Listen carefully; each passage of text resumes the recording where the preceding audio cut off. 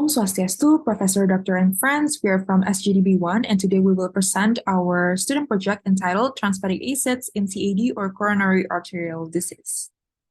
Here are our group members, and let me introduce myself. My name is Putu Isyundra Kesuma, last sheet number 003, and I'll explain about chapter 1. The first one is background. So trans-fatty acids are unsaturated fatty acids that contain one or more conjugated double bond in a trans configuration, and consuming TFAs, whether from industrial or natural sources, can raise LDL cholesterol levels, lower HDL cholesterol levels, and increase the risk of coronary heart disease or CAD morbidity and mortality. And it showed from a study that an excessive intake of trans-FA may hasten the development of atherosclerotic lesions, inflammatory cytokines, and the activation of oxidative stress, and a very significant increase of trans-FA was found in CAD patients. So due to the detrimental health effects of industrial trans-FA, especially CAD, in this literature, we will discuss more deeper about trans-fatty acids, CAD, daily intake, possible risks, until the nutrition approach to solve this problem. Here are the problem formulation, objectives, and the benefits of this literature. So that's all from me. The next part will be explained by my friend. Thank you. Swastiastu. My name is Fiona Aurelia, with the last three digits of my student number are 125. In this part, I'll be explaining about trans fatty acids. So trans fatty acids are unsaturated fats with at least one double bond in their chemical configuration. Now, this configuration modifies the chemical and physical properties of the fat. This results in a more solid consistency than cheese fats at room temperature. Now, TFAs can be found naturally, but in a small amount in some animal-based products. The study says that the amount of TFA that is threatening to the human body is found in industrialized TFA, found mostly in foods that are cooked and are containing partially hydrogenated vegetable oils. The industrialized TFAs went through a process of partial hydrogenation, which unfortunately leads to a formation of trans fats as a byproduct. Now, studies have shown that high consumption and prolonged exposure to TFAs correlate with various health problems, specifically CAD. A higher intake of TFAs may also cause dyslipidemia. This condition can also have a domino effect for other metabolic diseases. That is all from me. The presentation will be continued by my friend. Thank you. My name is Natania Faustine Santoso with the last three digit number 158. I will explain about the definition of coronary arterial disease. Coronary arterial disease is considered to be the leading cause of death in developed and developing countries. It is defined as an inflammatory cardiovascular disease which presents with stable angina, unstable angina, myocardial infarction, or sudden cardiac death. This disease occurs due to atherosclerosis or atherosclerotic occlusion of the coronary arteries, the arteries that supply oxygenated blood to the heart muscle. The development of coronary arterial disease is affected by various factors, including lifestyles, environmental, and genetic factors. Risk factors related with the event of coronary arterial disease are smoking, diabetes, hyperlipidemia, hypertension, hyperuricemia, homocystinuria, obesity, and psychosocial stress. Next. Thank you for the opportunity. My name is Geg Mas Ananthalakshmi Oka with the last three digits of NIM number 001. Today, I will explain the method of journal searching. This literature review uses citation mining and snowballing method to find relevant sources. The author used many different keywords such as trans fatty acid, lipid, digestion, trans fat, free, removing, intake, and coronary artery disease to find applicable studies. Searches in Google Scholar, PubMed, ScienceDirect, and Elsevier were carried out using Boolean logic, quote-unquote and, quote-unquote or, and the use of quotation marks. The bibliography was used to find other relevant studies. The next topic will be explained by my colleague. Hello everyone, my name is Dewa Guptha with the last three digits of NIM 072.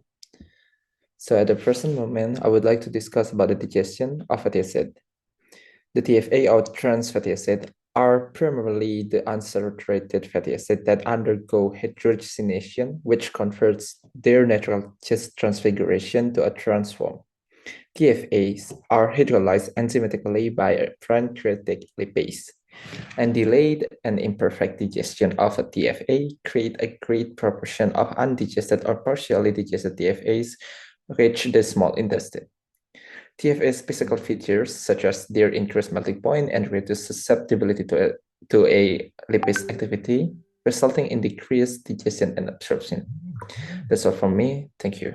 Hello everyone, my name is Nilam Nirmala with the last three digits of student numbers 106, and I will continue the presentation with digestion and absorption of trans fatty acids.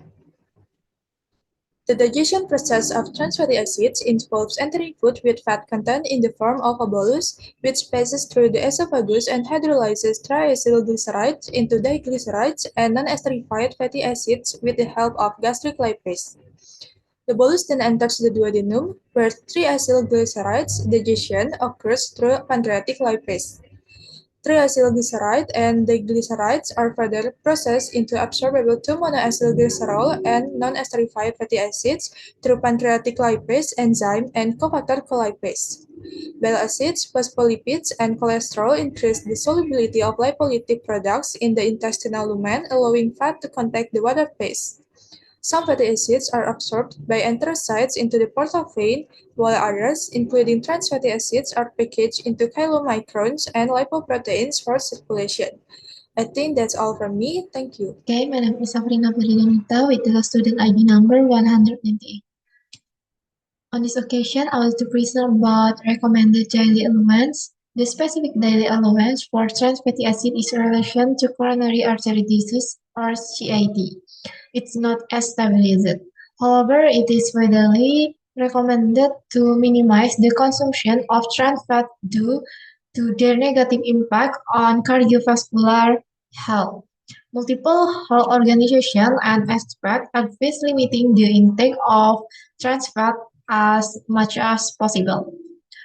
Recommendation by health organization or health organization less than 1% of total daily energy intake from trans fat for adults and children. American Heart Association trans fat intake below 1% of total daily calories. Regulation implemented in some countries, United States Food and Drug Administration or FDA banned artificial trans fat in food products. Thank you. So thank you for the opportunity. My name is Yovilia Tio Yunus and my last digit of student number is 035. Now I will continue the presentation about RDA or recommended daily allowance. From a meta-analysis of prospective cohort studies, including those with trans fatty acid intake below 1% of total energy intake, it was found that there were fewer coronary heart disease events, lower coronary heart disease mortality, lower stroke, and lower LDL cholesterol. The main sources of animal trans fats are high-fat meat and full-fat dairy products. Current food-based dietary guidelines recommend reducing saturated fat intake by limiting your intake of high-fat meats and full-fat dairy products. Following these guidelines will also reduce your intake of animal trans fats. That's all from me. Thank you. Hello, my name is Fernando Ghosali and my last digit of student number is 036. Now I'll explain about the possible risks of trans fatty acid in coronary artery disease. Consumption of trans fatty acid or TFA has been associated with an increased risk of coronary artery disease or CAD and other adverse health effects. These are some possible risks of TFAs in relation to CAD. The first one is increased LDL cholesterol levels. TFAs has been shown to increase low-density lipoprotein or LDL cholesterol levels, commonly known as bad cholesterol, while decreasing high-density lipoprotein or HDL cholesterol levels, also known as good cholesterol. Elevated LDL cholesterol is a major risk factor for CAD. Next, second one is inflammation and endothelial dysfunction. TFA have been linked to increased inflammation and endothelial dysfunction, which play crucial roles in the development and progression of CAD. These effects contribute to the formation of atherosclerotic plaques in the arteries. And the next will be continued by my friend. Thank you. So let me continue the presentation. My name is Gusti Agung Ayu, Adinda Fidelia Tresna Putri, with my last three digits name are 232. So today I will continue the presentation about the possible risks that might develop. Next is number 3, which is the prothrombotic effects. So trans fatty acids may promote blood clotting and thrombosis, which are implicated in the pathogenesis of coronary artery disease. And studies have demonstrated that trans fatty acids can influence blood platelet function and increase the risk of thrombotic events. Number 4 is adverse lipid profile. So regular intake of trans fatty acids has been associated with adverse lipid profiles, including increased total cholesterol, LDL cholesterol, and triglyceride levels. And these lipids abnormalities contribute to the development of coronary artery disease. And the last one is replacement with healthier fats. So several countries and regulatory authorities have implemented policies to reduce the consumption of trans fatty acids. This includes banning or limiting the use of partially hydrogenated oils in food production, encouraging the consumption of healthier fats such as polyunsaturated and monounsaturated fats instead of trans fatty acids can help to reduce the risk of coronary arterial disease. I think that's all for me. Thank you. Hello, my name is Hanstado Kristanto with my last three digits of my ID number of 093. I'm going to briefly explain the nutrition approach to solve trans fatty acids problem. First, limit the consumption. Trans fatty acids are found in deep fried foods, packaged foods, processed foods, baked goods, high-fat meat or dairy products, and such kind of food. So the amount of intake of such food should be reduced. Next, avoid reusing or reheating cooking oil, as it has the potential of increasing concentrations of trans fatty acids. Next, healthy and low-fat diet should be an essential nutritional approach, such as adequate consumption of food with high omega-3 fatty acids, such as fish, as it can help in reducing negative effect, especially in fighting inflammation and in increasing the level of high-density liver protein. That's all from me. The next part will be explained by my friend. Thank you. Okay, first of all, let me introduce myself.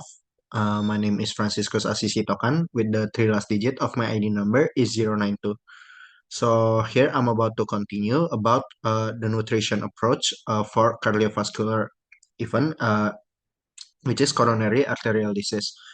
And what I'm about to explain is food labeling. So food labeling is a very effective way to help people to provide the information of the nutrition that the product include that can help people to decide which product is healthier for them, and people tend to buy healthier products, and this can help to reduce the cardiovascular event, including coronary arterial disease risk.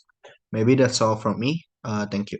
My name is Dewa in Naraswari with the last digit of my student number is 074. I will explain the chapter 3 summary. The first is conclusions. Trans fats have impact on cardiovascular health, specifically their role in increasing inflammation, endothelial dysfunction, and the risk of coronary arterial disease. Trans fats can lead to adverse lipid profiles and promote blood clotting and thrombosis. Regulation to ban or limit the use of partially hydrogenated oils, a major source of trans fatty acid, in food production have been implemented in several countries, including the United States. The World Health Organization recommends limiting trans fat intake to less than 1% of total energy intake.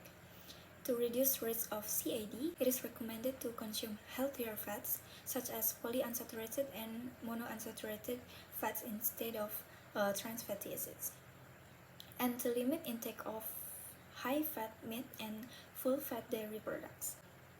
And for the advice, further research is needed on foods, especially fat, that are safe for health so that people avoid CAD.